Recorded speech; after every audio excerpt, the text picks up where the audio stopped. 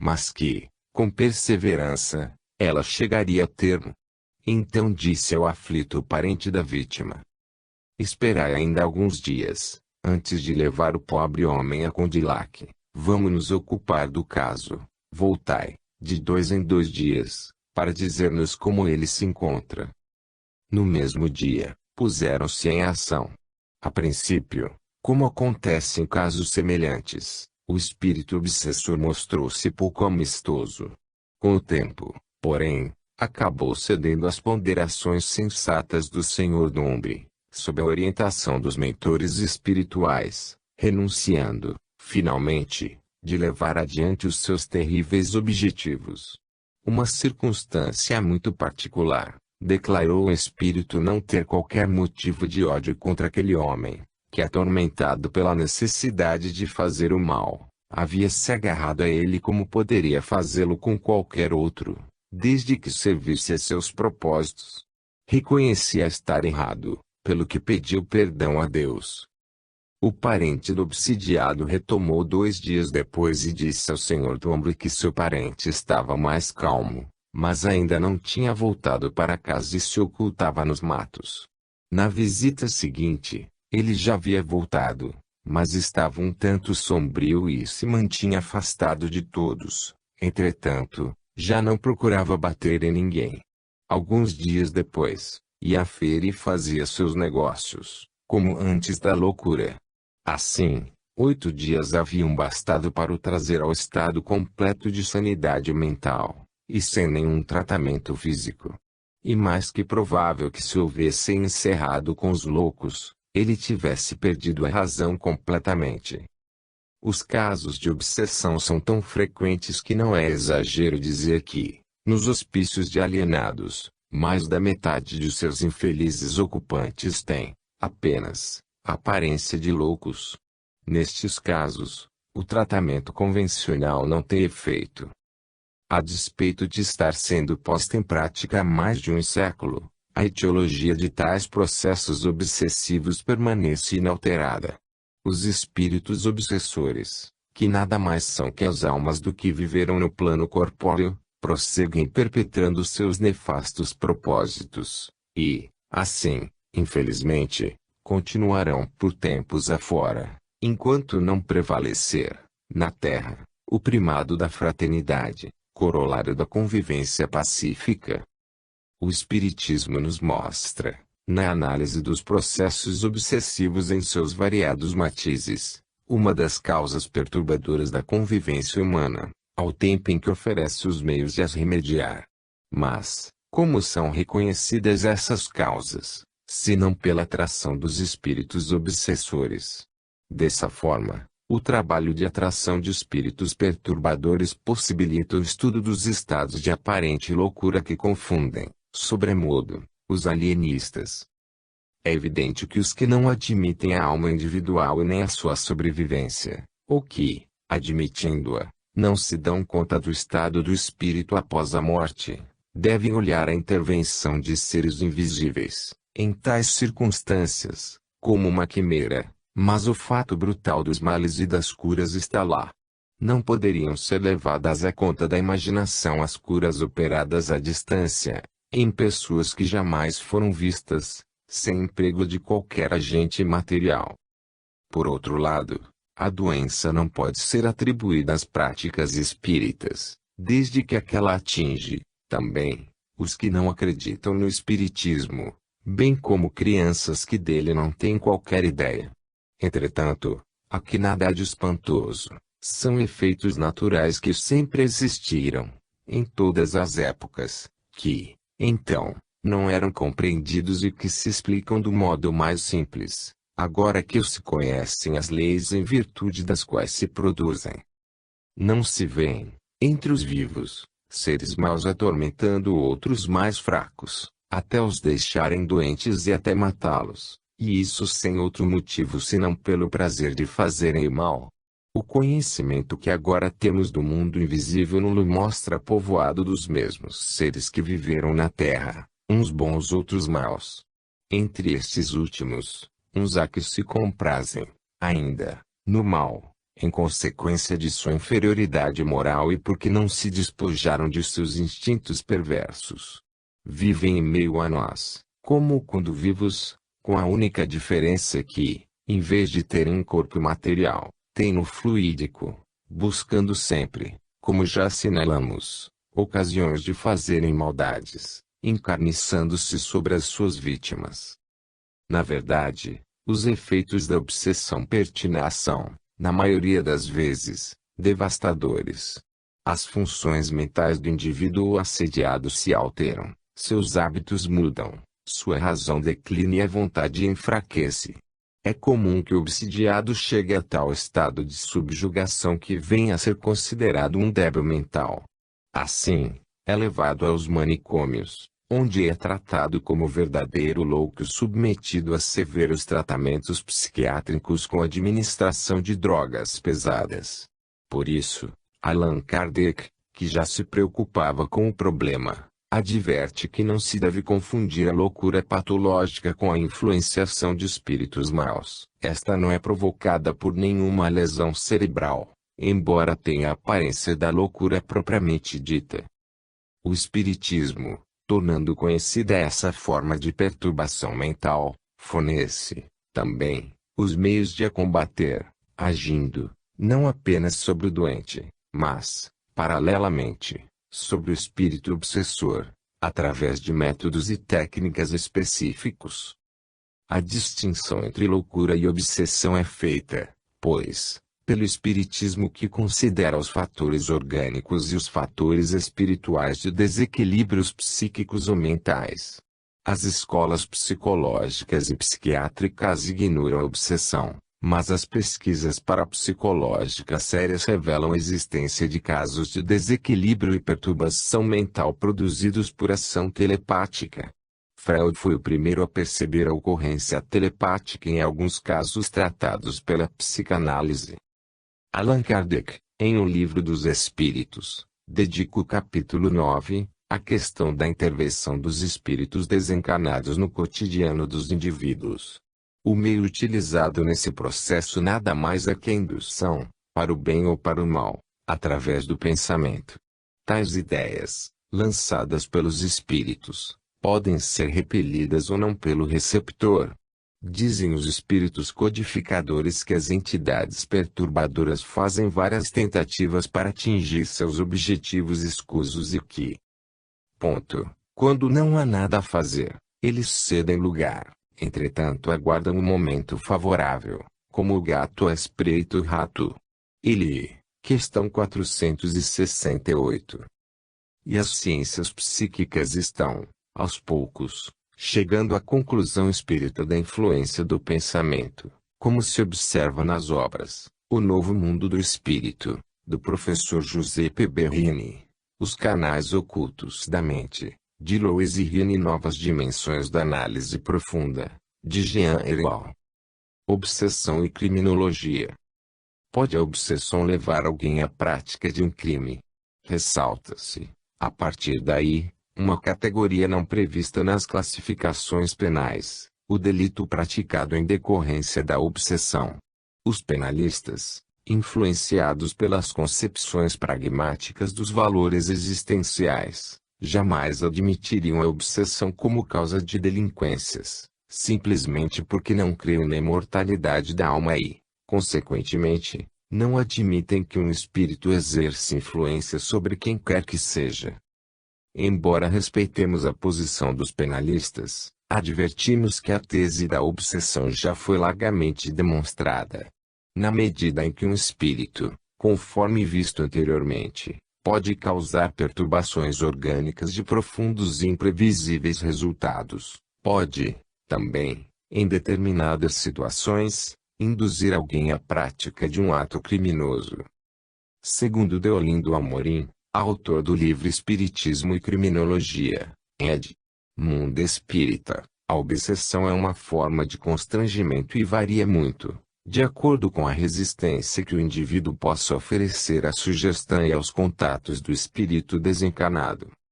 Conquanto a figura do obsidiado não esteja incorporada à terminologia penal, a questão não deve ser posta à margem, sob o apressado e insubsistente pretexto de que se trata de uma teoria estratosférica.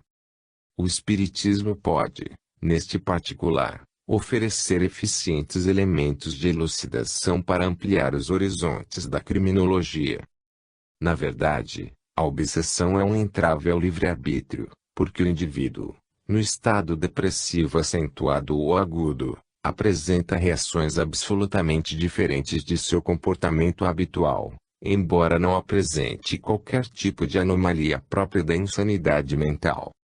A obsessão pode, pois, ser um fator de delinquência, o que estabelece pontos de contatos entre a doutrina espírita e a criminologia.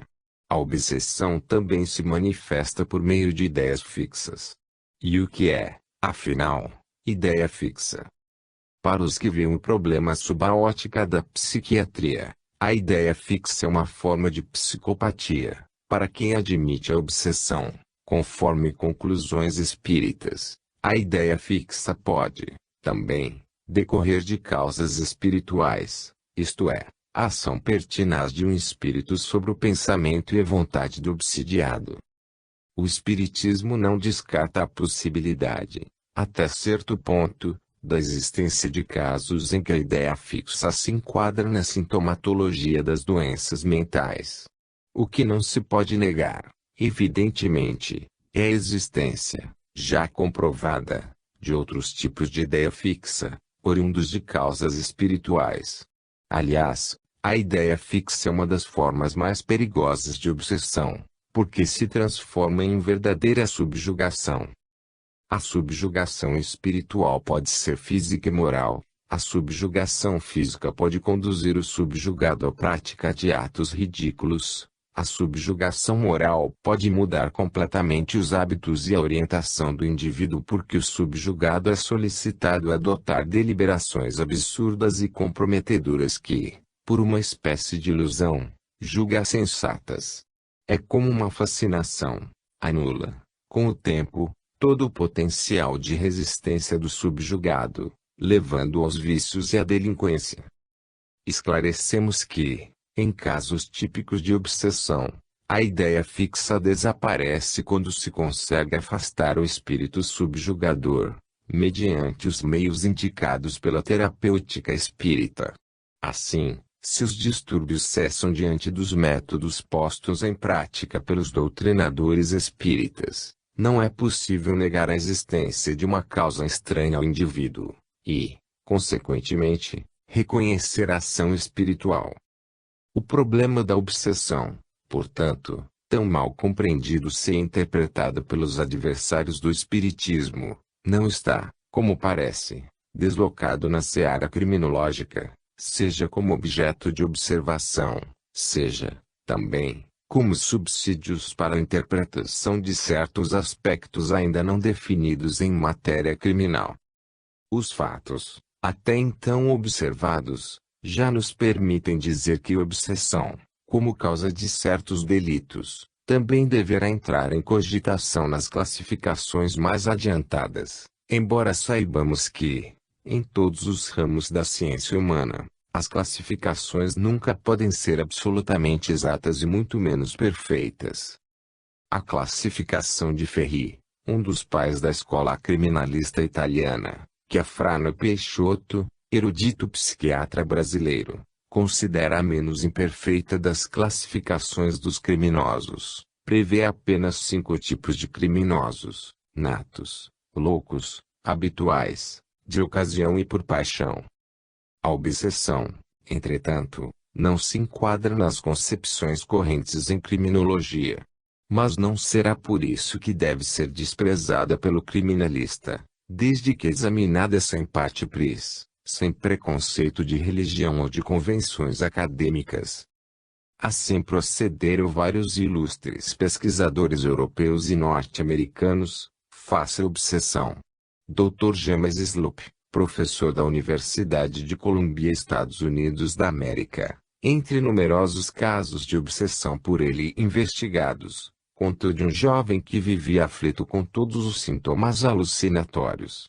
2 médicos especialistas diagnosticaram uma forma incipiente de demência. Apesar disso, o Dr. Slope resolveu apelar para as experiências mediúnicas.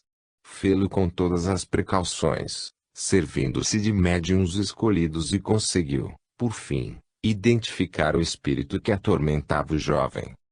A vasta bibliografia espírita é plena de registro de casos obsessionais e de seus tratamentos à luz da metodologia ainda estranha às ciências médica e jurídica. Em conclusão, como se deve encarar a situação do obsidiado? É um louco. É um tipo vesânico. Não é um caso inteiramente adequado aos diagnósticos habituais. Nem por isso deixaria de haver, na obsessão, um aspecto que deve interessar as preocupações dos penalistas, uma vez que o comportamento do obsidiado colide com as normas de equilíbrio social. Surge, por fim, uma última pergunta: pode o direito penal classificar o obsidiado, para todos os efeitos punitivos, sabendo-se que, embora não seja doente nem louco, não é senhor de sua vontade, uma vez que está sob uma forma de coação? A obsessão, nos casos agudos, tem ação positivamente coatora. E é evidente que o direito penal ainda não aceita a intervenção de forças espirituais na prática de delitos, tanto mais que a noção de obsessão, entre penalistas, é muito diferente do conceito espírita, justamente porque o espiritismo parte de uma base de fatos e experiências em que demonstra a influência direta de espíritos nas ações humanas, tanto para o bem como para o mal. E passamos a palavra ao professor Deolindo Amorim. A cura da obsessão pode evitar muitos crimes. O assunto não deve, portanto, ser relegado, principalmente quando se verifica, e com provas flagrantes, a imprecisão com que alguns luminares da criminologia, da medicina legal, da psiquiatria definem o espiritismo, a mediunidade e a obsessão. Os preconceitos, afirmamos conscientemente, são terríveis propagadores, desde as postulações do professor Arthur Ramos, vide Introdução à Psicologia Social, que, tomando por base os cultos fetichistas, voodoo, tentou definir o espiritismo, incorrendo, data vênia, em grave equívoco. Não lhe ficou atrás o eminente professor Afrânio Peixoto em seu livro, Medicina Legal. Aliás, este inspirou aquele, quanto a considerar, sem exame prévio, a doutrina espírita no mesmo nível das manifestações rudimentares dos nativos do Haiti. O verbalismo das escolas superiores é, por vezes, um expediente para se furtarem a dificuldades, porque ali é defeso empregar-se a inteligente e honesta expressão, não sabemos, Kant. Os horrores do suicídio. Após tantos fidedignos testemunhos, chega-se à conclusão que a ideia do suicídio decorre de variadas e complexas causas, entre as quais despontam as expressões objetivas e subjetivas de sentimentos negativos, que sempre afrontam os ordenamentos renovadores da lei natural, e o assédio pernicioso de espíritos ignorantes ou inimigos. No primeiro caso, estabelece-se uma identidade ou harmonia vibratória entre dois ou mais espíritos, encarnados ou desencarnados. Configura-se, no particular, entre esses comparsas, uma poderosa afinidade moral, de cujas consequências desponta o suicídio. No segundo caso, de maior e profunda complexidade, o móvel do suicídio é o ódio e o desejo incontrolável e deslocado de vingança. Geralmente, o obsessor, ou grupo de obsessores, consegue concretizar os seus propósitos, em virtude, principalmente, da fragilidade moral de sua presa, envolvida pela psicosfera malsã do próprio planeta Terra, onde os valores morais imperantes são refratários à ética cristã. Os exemplos que, dolorosamente, ilustram as hipóteses assinaladas, proliferam, de modo assustador, por todo o mundo. Prevalecem, nas sociedades terrenas, além da exacerbação amoral dos sentimentos, posturas francamente voltadas para a negação, pura e simples, da existência do espírito. A maioria esmagadora alimenta, No íntimo, a certeza de que tudo se esgota no túmulo, que a questão espiritual é atribuição exclusiva da religião a quem cumpre proceder a ligação entre a criatura humana e Deus. Ledo e perigoso engano. A questão espiritual jamais esteve sob a responsabilidade de qualquer doutrina ou religião na face da terra. Na verdade, ela deveria ter sido objeto das reflexões do homem, ao longo do tempo, especialmente após o advento do cristianismo. O a cada um segundo as suas obras é, e sempre será, uma convite à análise da conduta humana. A humanidade deu as costas a esse ordenamento que poderia levar o espírito a se conduzir, nas sociedades terrenas, com discernimento, responsabilidade e satisfatório equilíbrio, pesando os prós e contras de suas atitudes. Mas, entre outras, as sensatas admoestações do Cristo se estilaram por entre as dobras de interpretações tendenciosas, bem ao talante de interesses subalternos. Os evangelhos ficaram sepultados sob os escombros da preconceituosa exegese humana que não quis identificar, na mensagem do Mestre de Nazaré, a constituição moral da humanidade. O certo é que os processos obsessivos que levam o indivíduo à loucura, ao homicídio e à autodestruição, têm sua gênese, em última análise, nas infelizes concepções humanas sobre o problema do ser, circunscrito a inteligentes e cultas interpretações, mas profundamente distanciadas de sua ontológica realidade espiritual. Almerindo Martins de Castro, em sua obra Martírio dos Suicidas, oferece constrangedores exemplos da ação nefasta e destruidora de entidades trevosas, atraídas pelas posturas mentais de espíritos encarnados e desencarnados. As consequências são desastrosas, culminando, entre os espíritos encarnados, pelo autoaniquilamento, e, entre os espíritos desencarnados, em estados mórbidos e desesperadores, levando-os aos fervedouros da insanidade. Segue-se um dos casos analisados pelo autor, de um testemunho dado por um espírito. Certo rapaz de sobrenome Ribeiro, que fora do exército, sentia raivosa inveja ante qualquer pessoa feliz, próspera ou bem dotada em inteligência, alegria e beleza. Em tais ocasiões, seu pensamento vibrava em ondas de ódio e revolta, ódio por não ter o bem alheio, revolta por não poder destruir a felicidade que coubera a outrem. Numa noite, transitando à beira do cais do porto, estrugindo de raiva a propósito de fatos relacionados com grandes venturas de terceiros, mais uma vez ruminou a ideia de morrer, para não assistir ao espetáculo das alegrias e prosperidades de quem quer que fosse. E pensou mesmo no suicídio, olhando para as águas sinistramente quietas do rio Guajará. Súbito, sentindo uma espécie de impulso de origem imprecisa, pensou em lançar-se à água, e sentiu, também, que 6 vigorosos braços de entes invisíveis o projetavam no rio. Lutou em vão. Sofreu a aflição da asfixia durante um tempo imensurável na sua imaginação, na treva mais completa sendo o desespero maior que um revoltado possa conhecer. Só depois de um período, cuja duração não lhe foi possível medir, sentiu que alguém dele se aproximava e o conduzia ao cenáculo onde fez a sua narrativa e confissão. Sei que fui vítima dos meus maus sentimentos. Não me suicidei, verdadeiramente, porque fui precipitado ao rio, mas, esse ato foi provocado por mim, que atraí, por meus sentimentos inferiores, espíritos capazes de partilhar das tendências malsãs do meu coração, sentindo-se felizes de atirar na desgraça espiritual mais um irmão gêmeo na maldade e no atraso moral. Sei, também agora, que aos maus não faltam auxílios, para a prática dos mais espantosos crimes.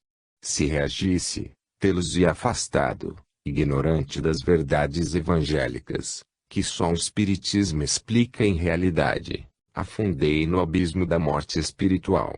Felizes os que repelem os maus impulsos, pois só assim não se tornam futuros escravos dos espíritos da treva, desses que, no momento oportuno, levam, irresistivelmente, a criatura prática do crime. Allan Kardec, por sua vez, transcreve, na Revue Spirit, um interessante e esclarecedor artigo divulgado no jornal Droit, muito parecido, por sinal, ao relatado por Almerindo Martins de Castro.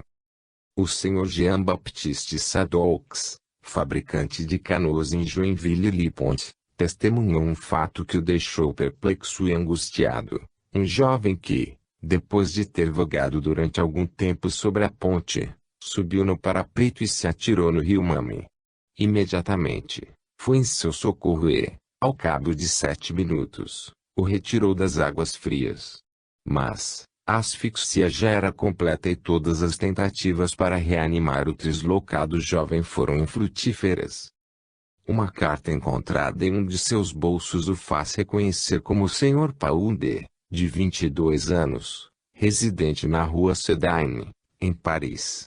A carta, dirigida pelo suicida a seu pai, era extremamente tocante. Pedia perdão por abandoná-lo e dizia que havia 2 anos era dominado por uma ideia terrível, por uma irresistível vontade de se destruir. Acrescentava que lhe parecia ouvir uma voz que o chamava sem descanso e, a despeito de todos os esforços, não pôde resistir a tais insistentes apelos.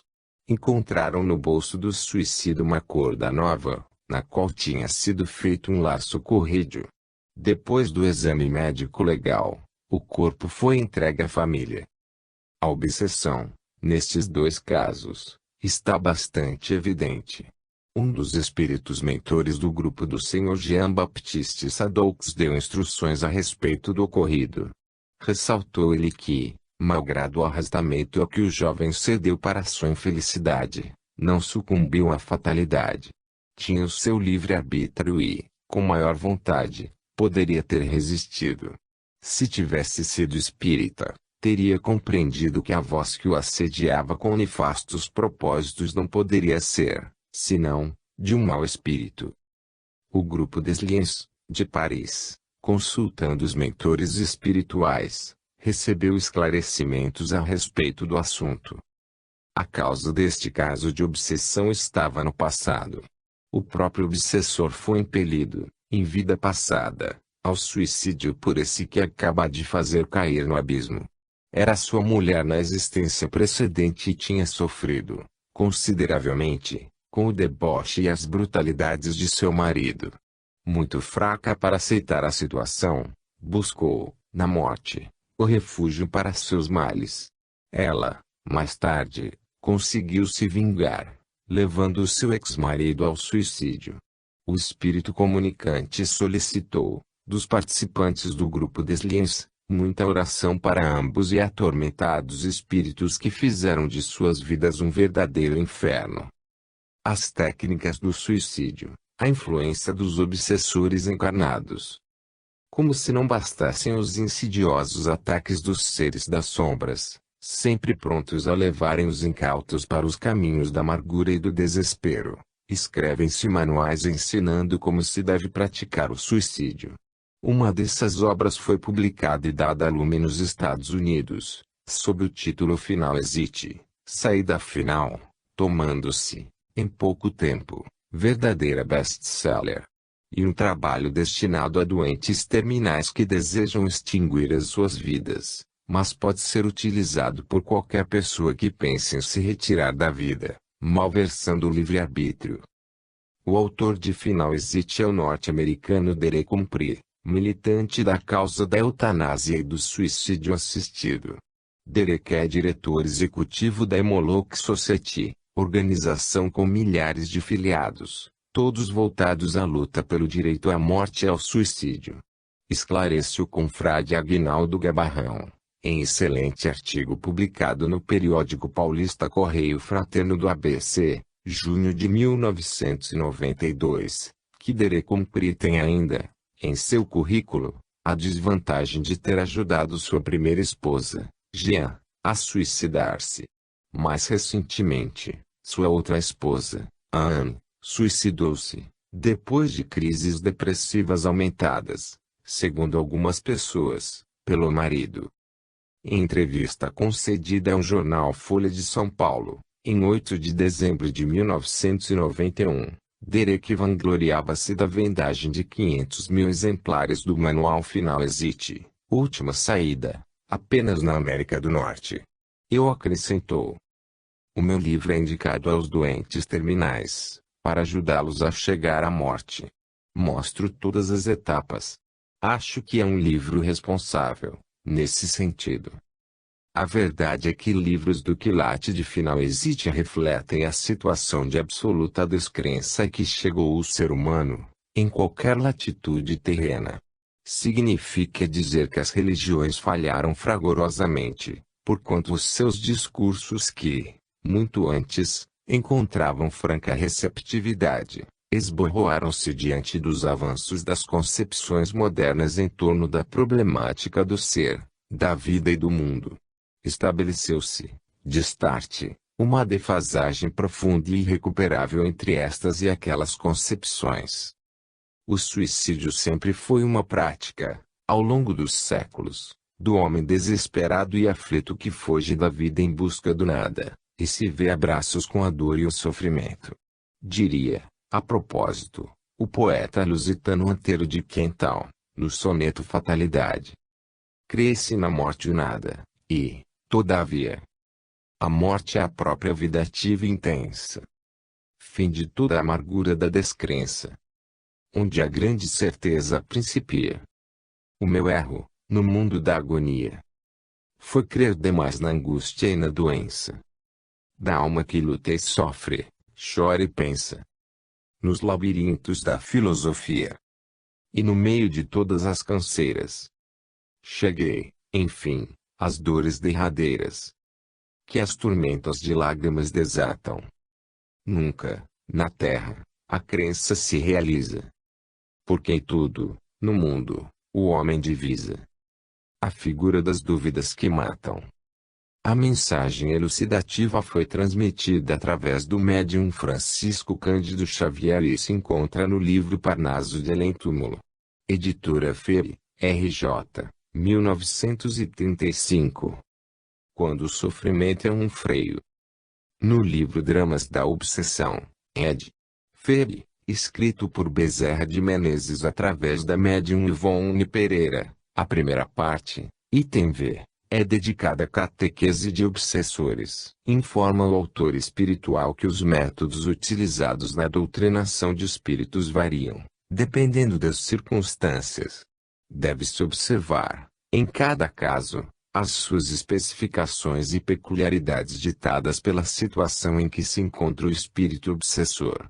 São situações que têm raízes, de ordinário, no passado próximo ou remoto. Não se pode avaliar, sem mais nem menos, um problema de ordem eminentemente moral sem um prévio e detido exame. Daí, pois, o cuidado que o doutrinador deve ter no trato com criaturas que se lhe apresentam, nas sessões mediúnicas, por exemplo, cheias de mágoas, geradas por traições e profundos dissabores. O processo da obsessão envolve obsessor e obsidiado. Não é, de start, uma atuação isolada, unilateral, respeitando-se as exceções de praxe. No momento em que o doutrinador se coloca numa posição persuasiva, tentando demover o espírito de seus nefastos propósitos, deve ter em mente todos esses pressupostos. Não pode esperar, de uma hora para outra, a renovação definitiva daquele ser atormentado por tantas e antigas angústias. Deve, sim, procurar entender o seu drama, a sua atitude, levando-o a compreender, na medida do possível, que ele vem ferindo a lei de Deus, a lei do amor. Não é fácil esta tarefa, principalmente quando se sabe que o próprio doutrinador caminha, não raramente, pelas mesmas e tortuosas estradas por onde transitou, e ainda transita, o obsessor, a estrada dos sentimentos inferiores. Quanto ao obsidiado, há quem pretenda livrá-lo, sem mais nem menos, do assédio pernicioso e deletério do obsessor, como se este fosse, na verdade, um perigoso vírus, que se incrustou no organismo do coitadinho. Todavia, Não é bem assim que se deve tratar o problema.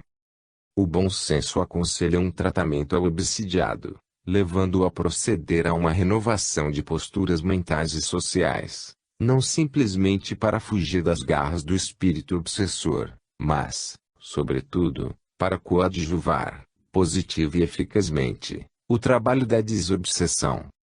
No grupo mediúnico que dirigimos na cidade do Salvador, na sede do Teatro Espírita Leopoldo Machado, inúmeros casos têm sido tratados, ao longo do tempo. Iniciamos essa abençoada tarefa com Abel Mendonça, diretor da Casa de Emanuel, tradicional instituição espírita da capital da Bahia, e, ainda, adotamos o seu método aliado a outras técnicas baseadas em Allan Kardec. O trabalho de tratamento da obsessão é feito, sempre, com os médiuns diante dos assistidos em estado de obsessão. Os resultados têm sido profundamente compensadores e, por que não dizer, gratificantes. Ali, em contato com aquelas criaturas atormentadas, destilando duras palavras cheias de ódio, aprendemos, realmente, o que é o Espiritismo e o que essa doutrina pode e tem condição de fazer pelos espíritos encarnados e desencarnados. Todos nós, trabalhadores do grupo, sem exceção, aprendemos, na prática, os superiores desígnios da lei de causa e efeito. Certa feita, uma senhora da sociedade baiana foi levada, ao nosso grupo, por um assíduo frequentador, para tratamento desobsessional.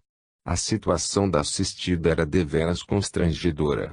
Presa de espíritos perseguidores, vivenciava, em consequência, um problema pneumológico de profunda gravidade. Isto quer dizer que o assédio pertinaz, sistemático, deliberado das entidades espirituais afetou, de modo irreversível, os pulmões daquela senhora. Devido a certos aspectos estranhos do caso, procuramos saber, e sem ferir susceptibilidades, os trâmites de sua doença desde a sua gênese. Ela já havia percorrido inúmeras clínicas especializadas, em várias partes do Brasil e do exterior. Após exames de toda a natureza, não se chegou a um diagnóstico. A origem de sua enfermidade era desconhecida. O certo é que a nossa assistida, por recomendação médica, submeteu-se a uma traqueotomia, com que iria conviver pelo resto de sua vida, acoplada a um botijão de oxigênio, que não podia ser desligado nem mesmo para o asseio pessoal e para dormir. Ela chegou ao nosso grupo, com a sua inseparável garrafa de oxigênio, causando, em todos nós, uma inusitada emoção. A infeliz criatura era o retrato vivo da tristeza, do desalento, da desesperança. Iniciamos o trabalho. As entidades obsessoras se apresentaram, destilando ódio e ressentimento. Contaram, com o transcorrer das sessões, a vida pregressa da assistida, plena de lances aterradores. Quantos conflitos! Quantas misérias perpetradas! Quantos atos trisloucados, em nome do poder e da fortuna!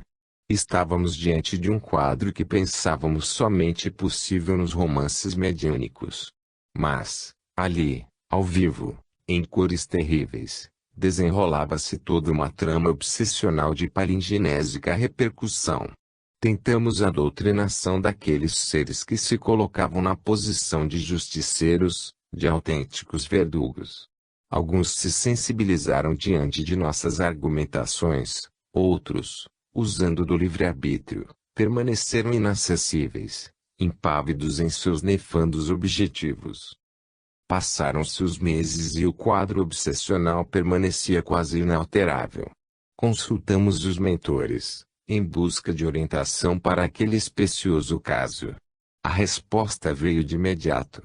Aquela senhora, atualmente sob o guante de sistemática obsessão, proviera de um passado assaz delituoso que ora lhe cobravam. Por questões éticas, os espíritos preferiram não detalhar os horrores que, levada por concepções distanciadas da lei de Deus, ela perpetrara contra seus semelhantes. Esclareceram os mentores que aquele apêndice ligado ao aparelho implantado em sua traqueia, que tanta compaixão causava, na verdade era o freio de que aquele espírito necessitava para não se comprometer moralmente, mais do que já estava comprometido, frente aos ordenamentos da lei divina. Livre, certamente daria vazão a inferiores e infelizes impulsos, alimentados pelos seus algozes, que a queriam, ansiosa e definitivamente, do outro lado da vida, e, mais facilmente, a seu alcance. Recomendaram, então, os mentores que o tratamento se limitasse aos passes. Era só o que se podia fazer naquele estranho caso. Com o passar do tempo, a nossa assistida foi rareando a sua ida ao centro, até que desapareceu de todo. Até quando tivemos notícia, soubemos que ela continuou usando o aparelho e sempre acompanhada do frasco de oxigênio que a mantinha viva, neste plano, sofrendo o perene assédio dos seus comparsas de vidas anteriores, numa confraria de rancores não resolvidos provavelmente por várias existências pregressas. Em futuro desconhecido, todos esses espíritos, comprometidos entre si, hão de reabilitar-se perante eles próprios e a lei de Deus, através da reencarnação, o competentíssimo instrumento de renovação espiritual, aplicado, à hora certa, àqueles que têm fome e sede de justiça, conforme o preceito evangélico. A obsessão coletiva. A obsessão e a subjugação são, de ordinário, individuais, mas, às vezes, são coletivas. Quando uma falange de espíritos maus se abate sobre uma localidade, é como se fosse uma tropa inimiga que a tomasse de assalto. O número de pessoas assediadas por esses espíritos é alarmante. Um dos casos mais incríveis de obsessão coletiva verificou-se na localidade francesa de Morzine. Eis como o jornal Magnésior, publicado em Genebra, Suíça, em seu número de 15 de maio de 1864, noticiou o nefasto acontecimento. A epidemia demoníaca que, desde 1857, reina no burgo de Morzine e nos casebres vizinhos, situados entre as montanhas da Alta Saboia, ainda não cessou a sua devastação. O governo francês, desde que a Saboia lhe pertence, preocupou-se com o caso. Enviou ao local homens especializados, inteligentes e capazes, inspetores dos hospícios de alienados etc., a fim de estudar a natureza e observar a marcha da doença. Tomaram algumas medidas, tentaram o deslocamento e transportaram as jovens doentes para Chambéry, Annecy, Evian e Tournon etc. Mas os resultados dessas tentativas não foram satisfatórios. Malgrado o tratamento médico, as curas foram inexpressivas. E quando as infelizes jovens retornam às suas casas, recaem no mesmo estado de sofrimento. Depois de haver atingido, inicialmente, as crianças e as mocinhas, a epidemia estendeu-se às mães de famílias e às senhoras idosas. Poucos homens lhe sentiram a influência, contudo, custou a vida de um deles. Esse infeliz meteu-se no estreito espaço entre o fogão e a parede, de onde dizia não poder sair. Ali ficou um mês, sem se alimentar, morreu de esgotamento e inanição.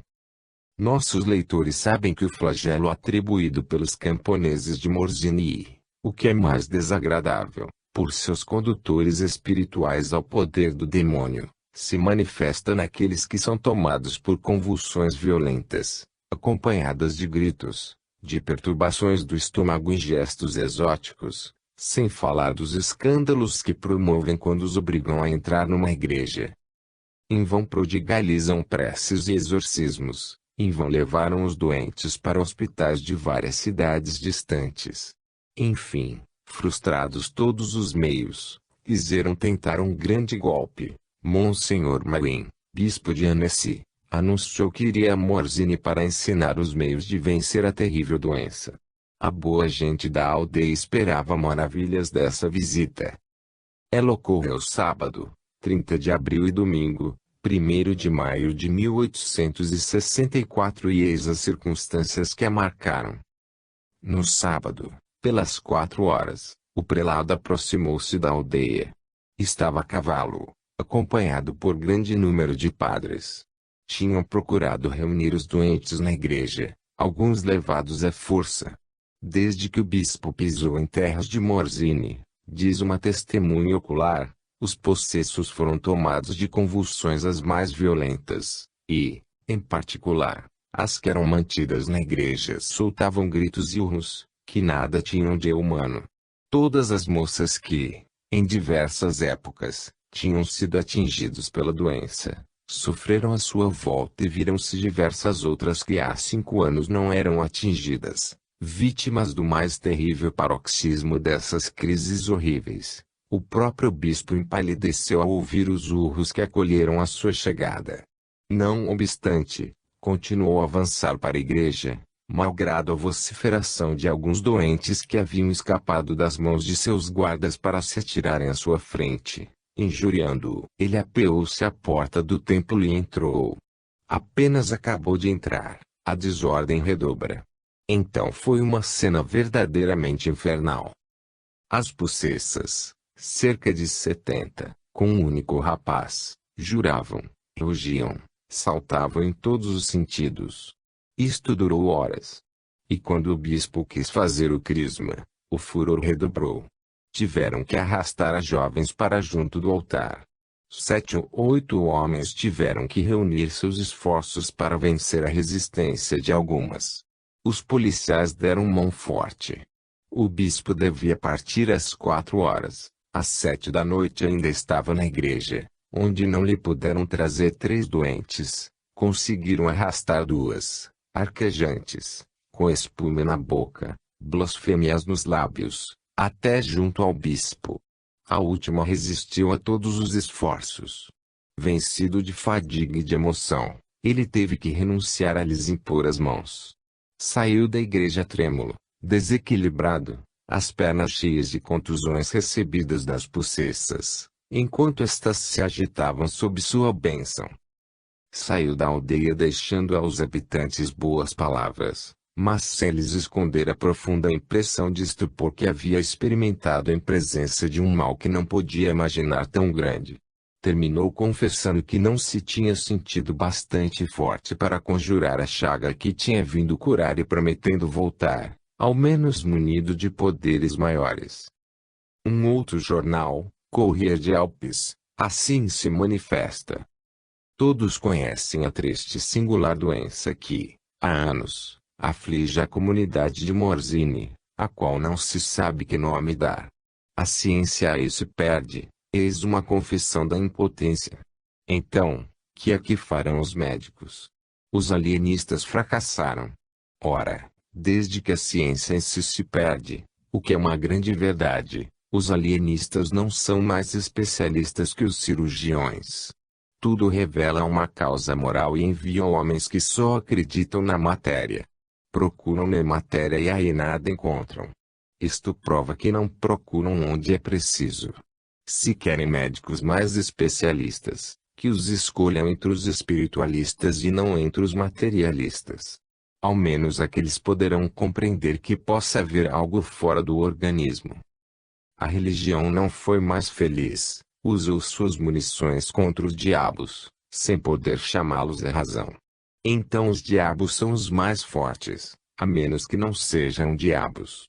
O que se conclui de tudo isso é que nada do que os religiosos empregaram deu resultado e não terão melhor resultado enquanto se obstinarem em não buscar a verdadeira causa onde ela está.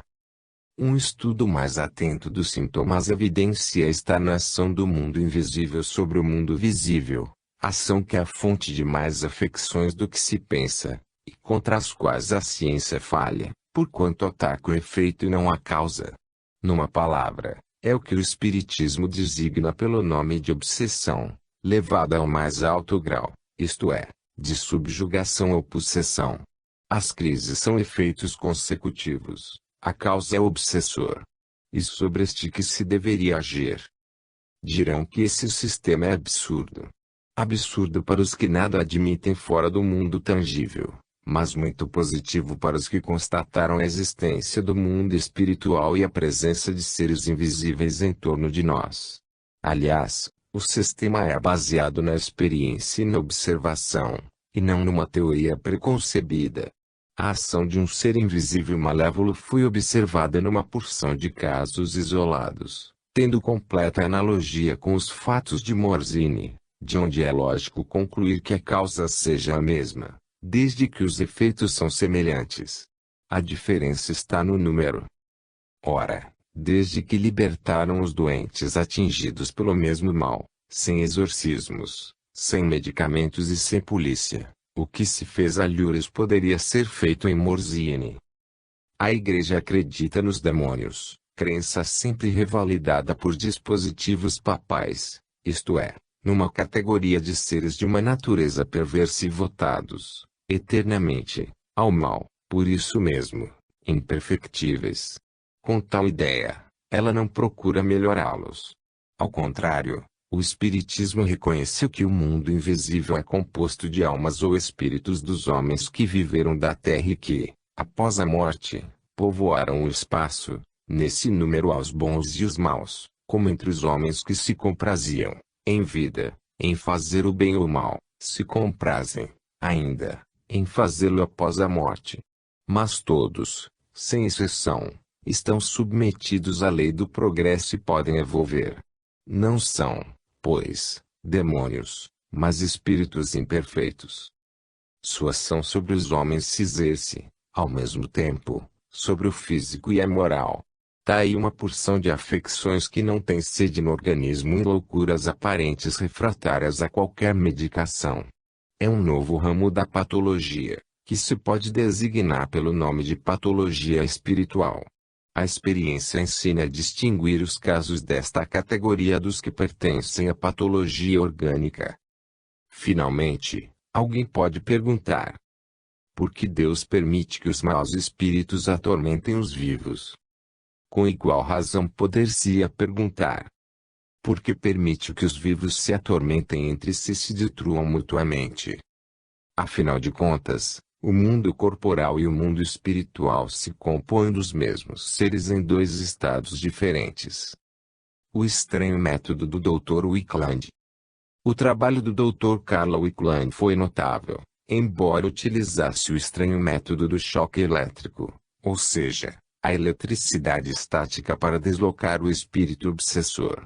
Os resultados que obteve, no campo da desobsessão, foram surpreendentes, livrando um sem número de pacientes da tristíssima clausura em manicômios e sanatórios psiquiátricos, onde iriam, inevitavelmente, encharcar-se de barbitúricos.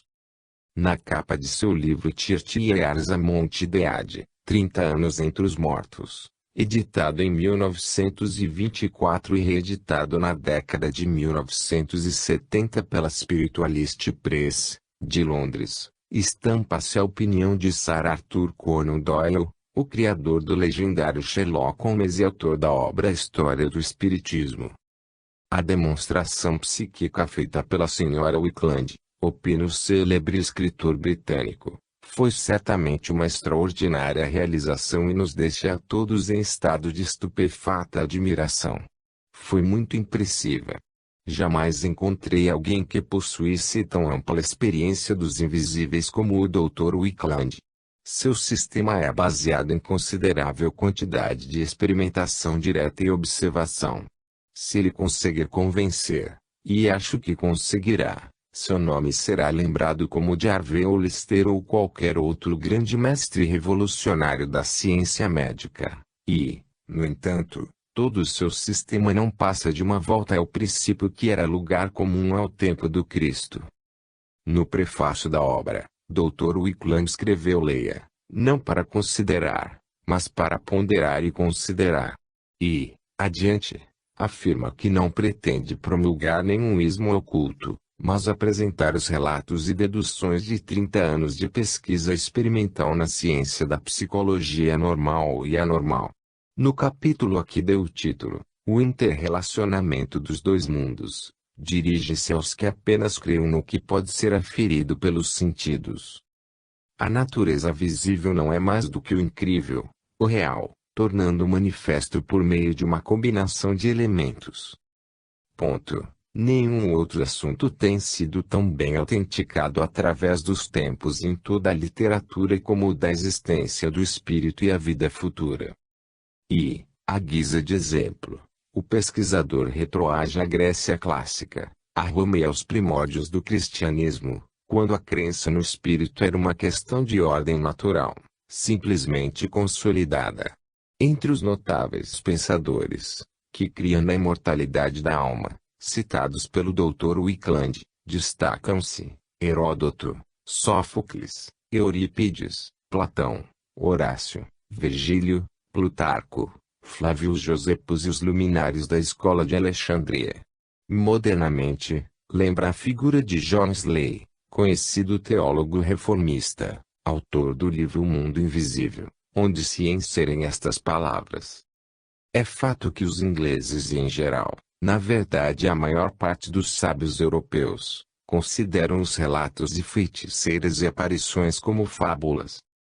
John Wesley protesta, com veemência, contra esse radicalismo. Outros pesquisadores são citados pelo Dr. Wickland, permitindo-lhe, ante as opiniões por eles formuladas, dizer que o mundo espiritual e o físico estão em constante interação.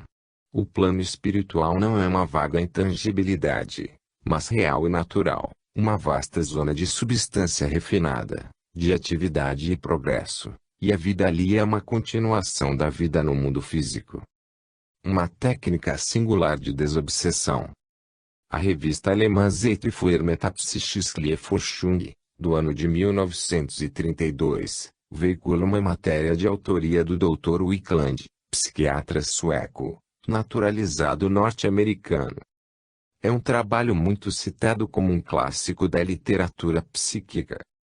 Na supracitada revista alemã, o Dr. Wickland relata um caso intrigante de obsessão, em que uma menina, que apresentava uma aparência senil, via-se pertinazmente assediada por uma velha senhora desencarnada em 1870.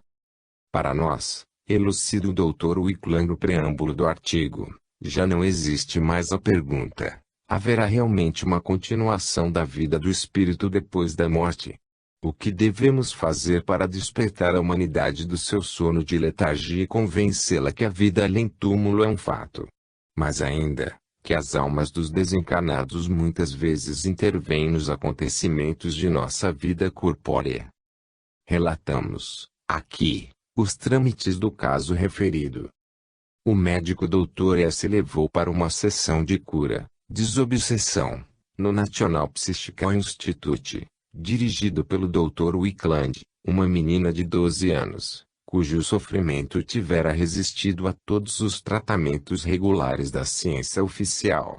Há 3 anos que essa jovem tornara-se inválida, tendo perdido, por completo, o domínio sobre os seus membros. Às vezes, passava vários dias em surdez e absoluto mutismo, dos quais ninguém conseguia demovê-la, e apresentava a aparência de uma velha.